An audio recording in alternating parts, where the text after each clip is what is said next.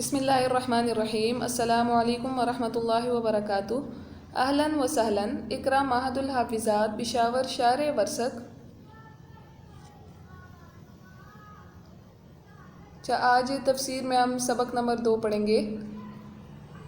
بسم اللہ الرحمن الرحیم۔ وما من دابۃ فی الارض،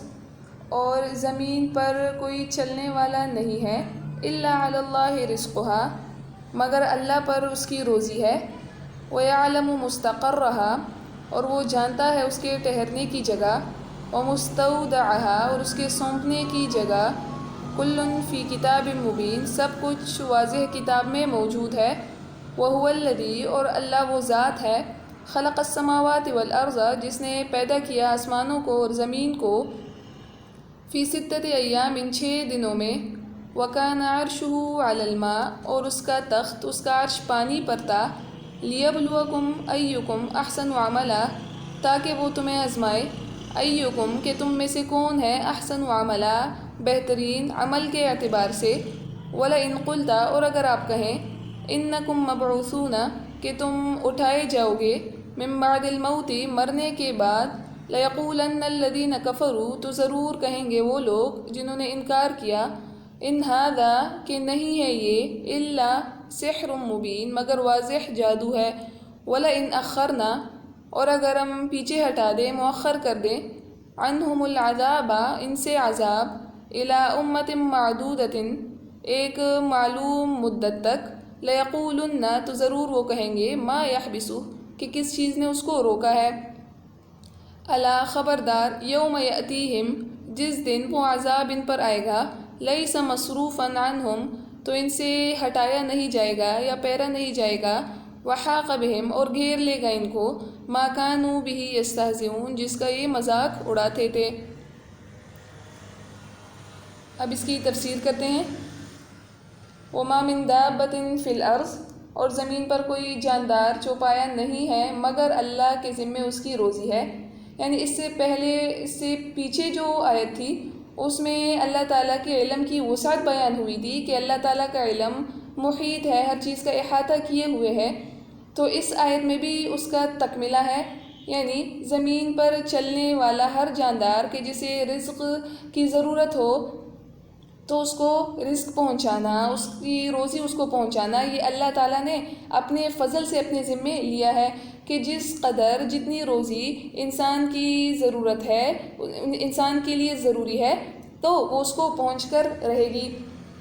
اور جب تمام جانداروں کی روزی اللہ تعالیٰ نے اپنے ذمے لی ہے، ان کا رزق ان کو پہنچانا اللہ نے اپنے ذمے لیا ہے، تو اب اس کے لیے ضروری یہ ہے کہ اللہ کا علم بھی ان سب پر محیط ہو، یعنی اللہ تعالیٰ کے علم میں یہ سب کچھ ہوگا تو تبھی وہ ان کو روزی بھی پہنچائے گا۔ تو اس سے اللہ تعالیٰ کا علم بھی ثابت ہو گیا کہ چونکہ اللہ تعالیٰ کے علم میں یہ سب کچھ ہے تو اسی لیے وہ ان کو روزی بھی پہنچائے گا۔ تو اس کا ذکر بھی آگے پھر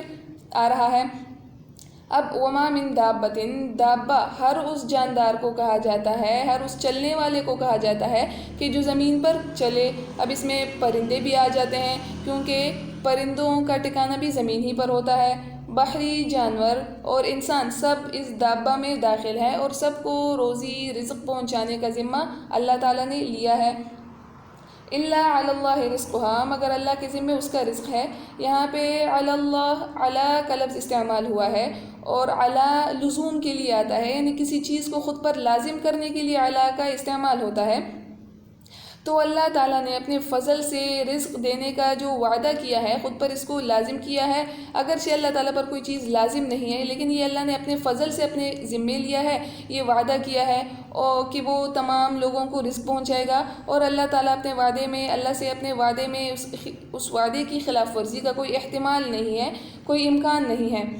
رزقھا، اس کا رزق دینا ہے۔ اب رزق کا یہاں پہ کیا مطلب ہے؟ تو رزق لغت میں اس چیز کو کہا جاتا ہے کہ جس سے جاندار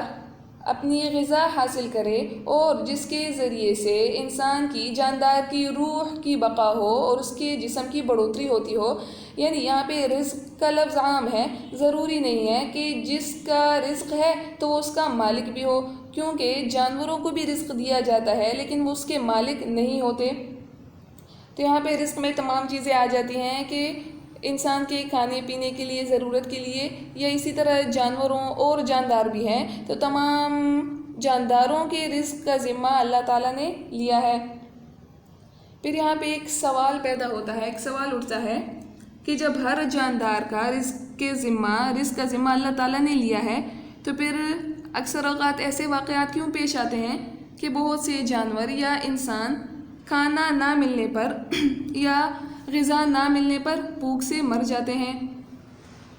تو اس کے علماء نے کچھ جوابات لکھے ہیں۔ ایک جواب اس کا یہ ہے کہ رزق کی ذمہ داری اللہ تعالیٰ نے تب تک لی ہے کہ جب تک اس نفس کی موت کا وقت نہیں آ جاتا، یعنی اس کی زندگی ہی میں اللہ تعالیٰ نے اس کے رزق کا وعدہ کیا ہے اور انسان کو مرنا تو ضرور ہے۔ اس لیے ان اسباب میں سے ایک سبب اللہ تعالیٰ نے یہ بھی بنا دیا ہے کہ انسان کو رزق نہیں ملتا تو وہ مر جاتا ہے، یعنی اس کا رزق اللہ تعالیٰ بند کر دیتا ہے جس سے اس کی موت واقع ہو جاتی ہے۔ اب اس آیت کی تفسیر میں امام قرطبی رحمہ اللہ نے ایک واقعہ نقل کیا ہے، اور وہ واقعہ قبیلہ اشعر کے کچھ لوگوں کا ہے کہ ابو موسیٰ اور ابو مالک رضی اللہ عنہما یہ قبیلہ اشعر سے تعلق رکھتے تھے، یعنی اشعریین تھے۔ یہ لوگ جب ہجرت کر کے مدینہ آئے تو ان کے پاس جو کھانے پینے کا سامان تھا، جو زادرہ وہ لائے تھے، جو توشہ لائے تھے، تو وہ ختم ہو گیا تھا۔ تو انہوں نے اپنا ایک آدمی آپ صلی اللہ علیہ وسلم کے پاس بھیجا تاکہ وہ آپ صلی اللہ علیہ وسلم کی طرف سے کچھ کھانے کا لے آئیں یا کچھ انتظام کھانے کا کر دے۔ تو جب وہ آدمی آپ صلی اللہ علیہ وسلم کے پاس آیا اور آپ صلی اللہ علیہ وسلم کے دروازے تک پہنچا تو اسے اندر سے آپ صلی اللہ علیہ وسلم کی تلاوت کی آواز آئی، اور آپ صلی اللہ علیہ وسلم یہ آیت پڑھ رہے تھے، وَمَا مِن دَابَّةٍ فِي الْأَرْضِ إِلَّا عَلَى اللَّهِ رِزْقُهَا۔ جب اس نے یہ آیت سنی تو اس کے دل میں یہ خیال آیا کہ جب اللہ تعالیٰ نے روزی کا رزق دینے کا وعدہ کیا ہے تو ضرور ہمیں بھی دے گا۔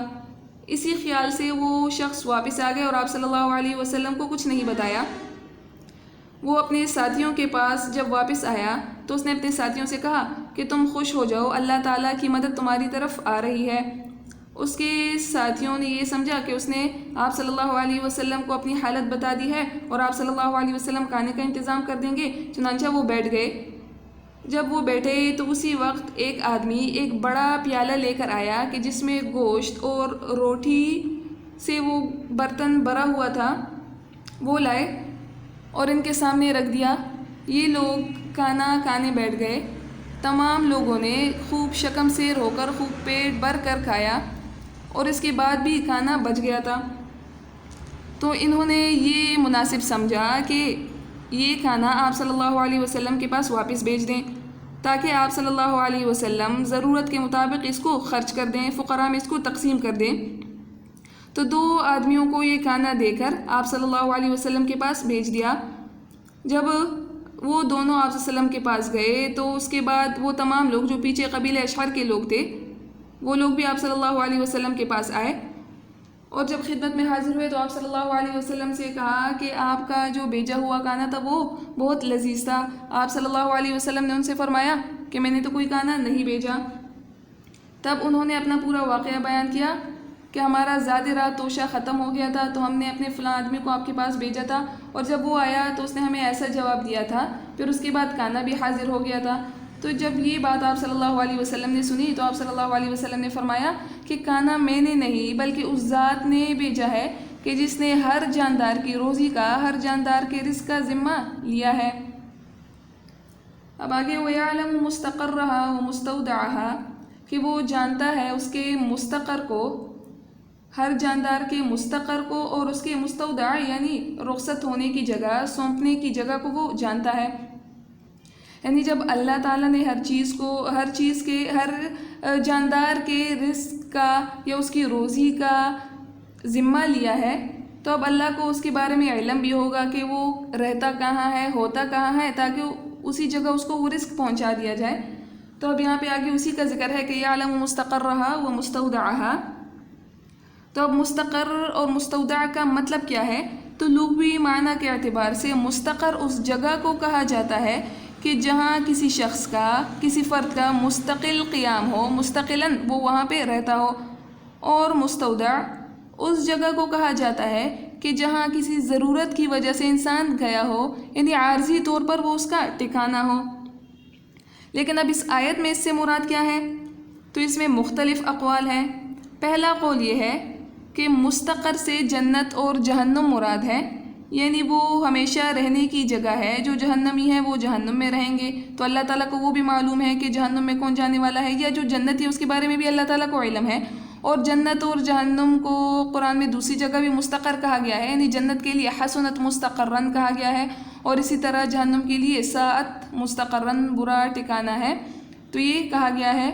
اور مستودع سے قبر مراد ہے، یعنی پہلے قول کے مطابق مستقر سے جنت اور جہنم، اور مستودع سے انسان کی قبر مراد ہے۔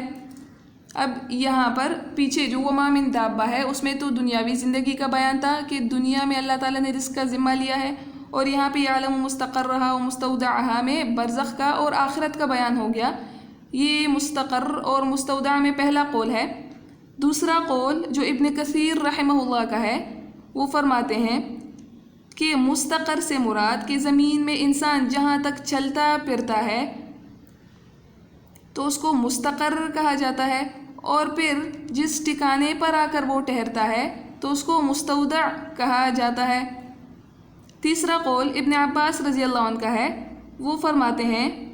کہ انسان کی زندگی جہاں وہ زندگی گزارتا ہے وہ مستقر ہے، اور موت کے بعد جہاں اس کو دفن کیا جائے گا تو وہ اس کا مستودع ہے۔ چوتھا قول مجاہد رحمہ اللہ کا ہے، وہ فرماتے ہیں کہ مستقر سے رحم مادر یعنی ماں کا پیٹ مراد ہے، اور مستودع سے صلب پدر یعنی باپ کی پشت مراد ہے۔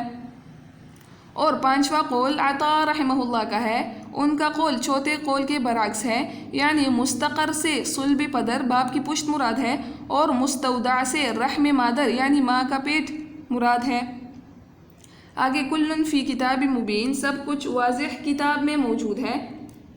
واضح کتاب، کتاب مبین سے یہاں لوح محفوظ مراد ہے، اور لوح محفوظ میں تمام کائنات کی، تمام جانداروں کی روزی، عمر، عمل اور مرنے کے متعلق کہ کہاں اس کو مرنا ہے، یہ سب کچھ پہلے سے لکھا ہوا ہے، اور پھر ضرورت کے مطابق یہ کام متعلقہ فرشتوں کے حوالے کر دیا جاتا ہے، ان کو دے دیا جاتا ہے۔ اور اس کے بارے میں روایات میں بھی آتا ہے۔ ایک روایت میں آتا ہے کہ آپ صلی اللہ علیہ وسلم نے فرمایا کہ آسمانوں اور زمین کو پیدا کرنے سے 50,000 سال پہلے اللہ تعالیٰ نے مخلوقات کی قسمیں لکھ دی تھی۔ آپ صلی اللہ علیہ وسلم نے یہ فرمایا کہ اس وقت اللہ تعالیٰ کا تخت پانی پر تھا، اور اس آیت میں بھی یہی ذکر ہے کہ فی ستۃ ایام ثم استوى علی العرش، نہیں ثم استوى نہیں، وکان عرشہ علی الماء کے الفاظ ہیں کہ اللہ تعالیٰ کا عرش تب پانی پر تھا، اور روایت میں بھی اسی کا ذکر ہے۔ اور ایک اور روایت جو ابن مسعود، عبداللہ ابن مسعود رضی اللہ عنہ کی ہے، اس میں ہے کہ اللہ تعالیٰ کے رسول صلی اللہ علیہ وسلم نے فرمایا، صحابہ کرام کو مخاطب کر کے انہوں نے فرمایا کہ تم میں سے ہر ایک کا مادہ تخلیق، یعنی جس مادے سے انسان کو پیدا کیا جاتا ہے، اس کا مادہ تخلیق ماں کے پیٹ میں 40 دن تک بصورت نطفہ رہتا ہے، یعنی نطفے کی صورت میں رہتا ہے، پھر اتنی ہی مدت میں یعنی 40 دن ہی کے لیے پھر وہ علقہ بن جاتا ہے، علقہ کی صورت میں ہوتا ہے یعنی جمع ہوا خون، پھر 40 ہی دن وہ ایک بے جان لوتھڑا یعنی گوشت کا ایک ٹکڑا بن جاتا ہے۔ پھر اس کے بعد اللہ تعالیٰ ایک فرشتے کو 4 باتیں لکھنے کا حکم کرتے ہیں کہ وہ فرشتہ اس کا عمل، اس کی مدت زندگی یا موت کا وقت، اور اس کو رزق، اور اس کا سعید یا شقی یعنی نیک بخت مومن ہونا یا کافر ہونا لکھ دیتا ہے۔ اور ایک اور روایت جو ابو الدرداء رضی اللہ عنہ کی ہے، اس روایت میں ہے کہ آپ صلی اللہ علیہ وسلم نے فرمایا کہ اللہ تعالیٰ ہر بندے کی 5 باتیں لکھنے سے فارغ ہو چکا ہے۔ نمبر 1 مدت زندگی، نمبر 2 اعمال، نمبر 3 مقام موت یعنی جس جگہ اسے مرنا ہے، نمبر 4 آثار، اور نمبر 5 رزق۔ اور اسی طرح مسلم کی ایک روایت میں عبداللہ بن عمر رضی اللہ عنہ بھی نقل کرتے ہیں کہ آپ صلی اللہ علیہ وسلم نے فرمایا کہ اللہ تعالیٰ نے تمام مخلوق کی تقدیریں آسمان اور زمین کی پیدائش سے 50,000 سال پہلے لکھ دی تھیں۔ یہ تو کلن فی کتاب مبین میں بات ہو گئی کہ اسے لوح محفوظ مراد ہے، اور لوح محفوظ اللہ تعالیٰ لوح محفوظ میں تمام انسانوں کے بارے میں سب کچھ پہلے سے لکھ چکے ہیں، یعنی انسان کی موت کب واقع ہوگی، اس کی زندگی کتنی ہوگی، کس جگہ اسے موت آئے گی، یا اس کو رزق کتنا ملے گا دنیا میں، یا اس کا سعید یا شقی ہونا، یہ سب کچھ لوح محفوظ میں پہلے سے لکھا جا چکا ہے۔ اور پھر وقتاً فوقتاً یعنی انسان کی موت کا اگر وقت آتا ہے تو اس سال پہلے سے فرشتوں کے ذمے وہ کام لگا دیا جاتا ہے کہ اس سال اس نے اس انسان کے ساتھ یہ کرنا ہے، تو یہ وقتاً فوقتاً فرشتوں کے ذمے ان کا کام بھی لگایا جاتا ہے۔ وَهُوَ الَّذِي خَلَقَ السَّمَاوَاتِ وَالْأَرْضَ، اور وہ ذات کہ جس نے آسمانوں اور زمین کو فی 6 ایام 6 دنوں میں پیدا کیا۔ اب یہاں پہ اس آیت میں اللہ تعالیٰ کے علم کے بعد قدرت کا ذکر ہے کہ اللہ تعالیٰ آسمانوں اور زمین کے پیدا کرنے پر قادر ہے، آسمانوں اور زمین کو 6 دنوں میں پیدا کیا ہے۔ اب یہ 6 دنوں کی تفصیل کیا ہے؟ تو ان 6 دنوں کی تفصیل یہ ہے کہ پہلے 2 دن میں اللہ تعالیٰ نے زمین کو پیدا کیا، پھر اس کے بعد والے 2 دنوں میں زمین کے اندر کی تمام چیزیں، چاہے پہاڑ ہوں، دریا ہوں، درخت، چشمے، یہ تمام چیزیں پیدا کی، اور باقی 2 دنوں میں آسمان کو پیدا کیا۔ اب وَهُوَ الَّذِي خَلَقَ السَّمَاوَاتِ وَالْأَرْضَ فِي 6 ایام، یہاں پہ ہے کہ اللہ تعالیٰ نے آسمان اور زمین کو 6 دنوں میں پیدا کیا ہے۔ تو اب سوال یہ پیدا ہوتا ہے کہ دن اور رات کا جو اندازہ لگانا ہے وہ سورج کے طلوع اور غروب ہونے سے لگایا جاتا ہے، جبکہ آسمان اور زمین کی پیدائش سے پہلے تو سورج کا وجود ہی نہیں تھا، تو پھر کیسے معلوم ہوا کہ آسمان اور زمین کو 6 دنوں میں پیدا کیا ہے؟ تو اس کا جواب یہ ہے کہ یہاں پہ جو 6 دن کا ذکر ہے وہ اس طور سے کیا گیا ہے کہ جو مقدار وقت ہے کہ آسمان اور زمین کے پیدا کرنے سے پہلے سورج کے طلوع سے غروب ہونے تک جتنا وقت تھا تو اس کا اندازہ لگا کر اس کو 1 دن شمار کیا ہے، تو اسی طرح باقی دنوں کے اندازے لگا کر بھی یہاں پہ اس کو 6 دن کہہ دیا، یعنی سورج کے طلوع سے غروب تک کا جتنا وقت ہے اس کا اندازہ لگا کر اندازتاً اس کو 1 دن کہہ دیا، اور پھر باقی جتنا وقت اس میں لگا تھا تو اس کو جب اس کا اندازہ لگایا تو وہ 6 دن بن گیا۔ تو قرآن میں آیت میں اسی کا ذکر ہے کہ 6 دنوں میں اللہ تعالیٰ نے آسمان اور زمین کو پیدا کیا۔ وَكَانَ عَرْشُهُ عَلَى الْمَاءِ، اور اس کا تخت، اس کا عرش پانی پر تھا، یعنی آسمان اور زمین کی پیدائش سے پہلے